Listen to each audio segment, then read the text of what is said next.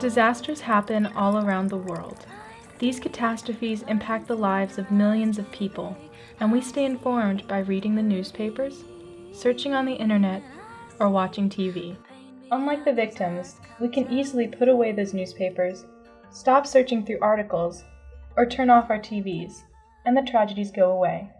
Or we can do something about it.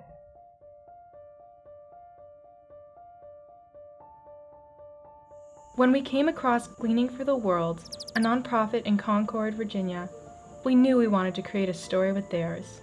The brilliance of Gleaning is that we put the supplies on the ground faster than anybody else, better than anybody else, to simply help the people that are on the ground help each other. Many had just run into horrible circumstances that took away their dreams, caused them to lose all that they knew, leaving them on the street. I could be where they were if the same series of events had fallen on me. And that's when I decided to start Gleaning for the World, so that I could help those who had fallen and those who were hurting.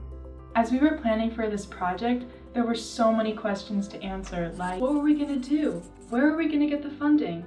How are we going to get there? With guidance from AA's Success, 14 of us were ready to be involved in such a significant project. For 3 hours, we prepared cotton sheets from giant cotton bales, which can weigh up to 1 ton. Honestly, they were a bit tough to work with. We learned that by getting the cotton sheets ready, they could be beneficial in ways beyond our imagination. Usually you will find these incontinence pads in hospital beds or underneath hospital beds for patients. But there's so many other avenues that you can use these sheets for. You can use them as maxi pads for women who during their menstrual cycles are not able to have anything at all. We've even heard a story of a young boy in Guatemala who has sewn them together to make them into sleeping bags because he didn't have anything to sleep on.